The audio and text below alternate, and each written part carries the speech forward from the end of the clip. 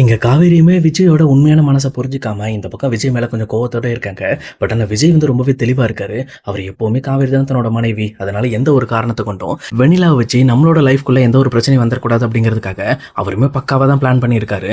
But ஆனா இத புரிஞ்சுக்காத காவேரி தான் ரொம்பவே அவங்க மேல சந்தேகப்பட்டுட்டு இருக்காங்க. அதே நேரத்துல இன்னொரு பக்கம் இங்க விஜயுமே காவேரி கிட்ட போயிட்டு, அடுத்த நாள் காலையில இங்க பாரு காவேரி, இந்த மாதிரி நான் வெண்ணிலாவ வீட்டுக்கு கூட்டிட்டு வந்து ட்ரீட்மெண்ட் பார்க்கலான்னு இருக்கேன். நீ அதுல என்ன நினைக்கிற? நம்மளே பார்த்துக்கலாமா அப்படின்னு சொல்லி கேட்கறாங்க. அப்ப காவேரியுமே எப்பவும் போல சலுப்பு தட்டின மாதிரியே, இல்ல நீங்க உங்க விருப்பம் எது வேணாலும் பண்ணுங்க, அது எதுக்காக என்கிட்ட கேட்குறீங்க அப்படின்னு சொல்லி மறுபடியும் கோவத்தோட பேச ஆரம்பிக்கிறாங்க. உடனே விஜயுமே காவேரிக்காக, இங்க பாரு காவேரி, நான் எதா இருந்தாலும் உங்ககிட்ட கேட்டு தான் செய்வேன். அது மட்டும் இல்லாம உங்ககிட்ட நான் ஒரு விஷயத்த ரொம்ப கிளாரிட்டியா பேசணும்னு நினைக்கிறேன். சரி நம்ம வா வெளியில போயிட்டு வந்துடலாம் அப்படின்னு சொல்லிட்டு அவங்களை கார்ல கூட்டிட்டு அங்கிருந்து ரொம்ப லாங் போறாங்க. போயிட்டு இருக்க வழியில காவேரியுமே, எனக்கு ஆஃபீஸ்ல வேலை இருக்கு, எதுக்காக இவன் இவ்வளவு தூரம் கூட்டு போயிட்டு இருக்கீங்க அப்படின்னு சொல்லி கேட்கறாங்க. அப்ப விஜயுமே இருந்துகிட்டு காவேரி கிட்ட பேசிக்கிட்டே கார் விட்டுறாங்க. இங்க பாரு காவேரி, அவங்ககிட்ட இந்த விஷயத்த நான் தெளிவா பேசணும் அப்படிங்கிறதுக்காக நான் இவ்வளோ ட்ரை பண்ணேன். பட் ஆனா வெண்ணிலா நம்ம வீட்டுக்கு வந்ததுக்கு அப்புறம் இந்த விஷயத்த என்னால பேச முடியல. சொல்லப்போனா நீ வெண்ணிலாவை கூட்டிட்டு வர்றதுக்கு ஒரு நாளைக்கு முன்னாடி கூட நான் தாத்தா கிட்ட பேசிட்டு தான் இருந்தேன். இந்த மாதிரி எப்படியாவது இந்த விஷயத்த நான் காவேரி கிட்ட சொல்லணும் அப்படிங்கிற விஷயத்த. உடனே இங்க காவேரியுமே ரொம்ப சர்ப்ரைஸ் ஆயிட்டு, அது என்ன விஷயம் அப்படின்னு சொல்லி கேட்கறாங்க. உடனே விஜயுமே இருந்துகிட்டு, நமக்குள்ள ஏற்கனவே போட்ட அக்ரிமெண்ட் முடிஞ்சு போச்சு. பட் ஆனா அந்த அக்ரிமெண்ட் எனக்கு இனிமேல் தேவையில்ல. அது மட்டும் இல்லாம நீ தான் என்னோட மனைவி அப்படிங்கிற விஷயத்த நான் எப்போ தெளிவா முடிவு பண்ணிட்டேன். அந்த விஷயத்த உங்ககிட்ட சொல்லலாம்னு சொல்லி நான் நினைக்கிற நேரத்துல தான் நீ வெண்ணிலாவையும் நம்ம வீட்டுக்கு கூட்டிட்டு வந்துட்ட. பட் இருந்தாலும் அவளுக்கும் ஒரு நல்ல வாழ்க்கை அமைச்சு கொடுக்கணுங்கிறது என்னோட எண்ணம். அவளுக்கு எல்லா விஷயத்தையும் ஞாபகம் வர வச்சு மறுபடியும் அவளுக்கான வாழ்க்கையை அமைச்சு கொடுத்து அவளை தனியா வாழ வைக்கணும். அது மட்டும் தான் என்னோட ஆசை. மற்றபடி எங்க வெண்ணிலா கூட சேர்ந்து வாழன்ற எந்த ஒரு எண்ணமும் எனக்கு கிடையாது. அதே நேரம் ஒன்னை விட்டுட்டு போகணுன்ற எண்ணமும் எனக்கு கிடையவே கிடையாது. எப்பவுமே நீ தான் என் கூட இருக்கணும் அப்படிங்கிற மாதிரி இந்த பக்கம் காவேரி கிட்ட எல்லா உண்மையும் சொல்லிடுறாங்க. அதே நேரம் இன்னொரு பக்கம் இங்க ராகினியுமே, இங்க எப்படியாவது வெண்ணிலா நம்ம வீட்டுக்கு வந்ததுக்கு அப்புறம் அவங்கள வச்சு நம்ம பக்காவா ஒரு கேம் ஒன்று விளையாடணும். உண்மையை சொல்ல போனா இங்க வெண்ணிலாவே இங்க காவிரிய விஜய் கிட்ட இருந்து பிரிக்கிறதுக்கு நம்ம தான் அவளை ஃபுல்லா டியூன் பண்ணணும் அப்படின்னு சொல்லி அவங்களும் ஒரு பக்கம் திட்டம் போட்டுட்டு இருக்காங்க. அதே நேரம் இன்னொரு பக்கம் காவேரியுமே இங்க விஜய் மூலமா இந்த விஷயத்தெல்லாம் தெரிஞ்சுக்கிட்டதுக்கு அப்புறம் ரொம்பவே சந்தோஷமாயிடுறாங்க. அதே நேரத்துல இந்த பக்கம் காவேரிக்குமே கங்கா கால் பண்றாங்க. கால் பண்ணது மட்டும் இல்லாம இந்த மாதிரி அவங்களோட ஹஸ்பண்ட் இந்த மாதிரி ஒரு விஜய் டிவில ஒரு பெரிய ஷோல பார்ட்டிசிபேட் பண்ணி அதுல செலக்ட் ஆயிருக்காங்க அப்படிங்கிற விஷயத்தையுமே இங்க காவேரிட்ட சொல்லிட்டு இருக்காங்க. அது மட்டும் இல்லாம இதுக்கெல்லாம் முக்கியமான காரணம் உன்னோட ஹஸ்பண்ட் தான், விஜய் தான் இந்த மாதிரி காஸ்டியூம், அது மட்டும் இல்லாம அந்த ஷோக்கு இங்க குமரனை ரெக்கமெண்ட் பண்ணது எல்லாமே விஜய் தான் அப்படிங்கிற விஷயத்தையும் சொல்றாங்க.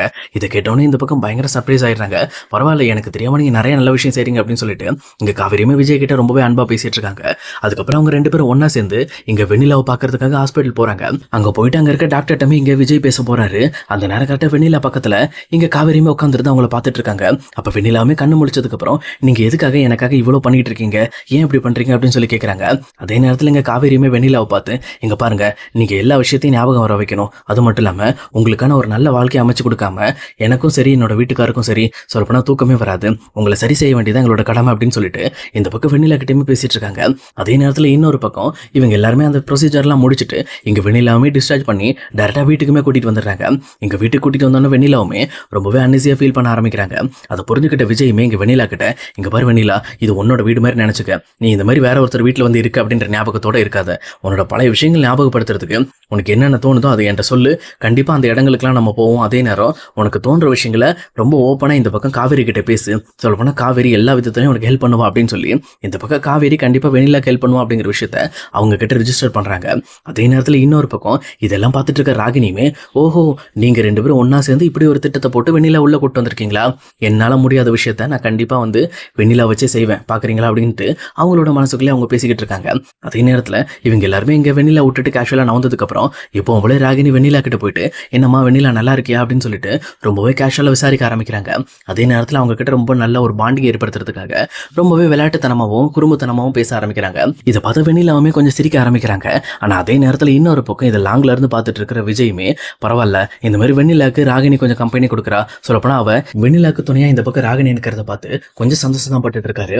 அதே நேரத்துல இன்னொரு பக்கம் இங்க காவேரியுமே இங்க ராகினி வெண்ணிலா கிட்ட பேசுறத வச்சு அவ ஏதோ திட்டம் போடுவாளே, கண்டிப்பா இந்த விஷயத்துல அவளை நம்ப முடியாது அப்படின்னு சொல்லிட்டு இங்க வெண்ணிலா கிட்ட எப்படியாவது ராகினி இருந்து பிரிச்சாகணும், அவங்க ரெண்டு பேரும் ஒண்ணு சேராம நம்ம பாத்துக்கணும் அப்படிங்கிற விஷயத்திலையும் இங்க காவேரி ரொம்பவே துடிப்போட இருக்காங்க. ஆனா இன்னொரு சைடு இங்க குமரனுமே அந்த ஷோல செலக்ட் ஆனதால இங்க கங்காக்கு தலைக்கால் ஓடல, என்ன பண்றதுன்னு தெரியாம பயங்கரமா ஹாப்பி ஆயிட்டு அவங்க அம்மா பாட்டின்னு சொல்லி எல்லாருக்கிட்டையும் சொல்லிட்டு இருக்காங்க.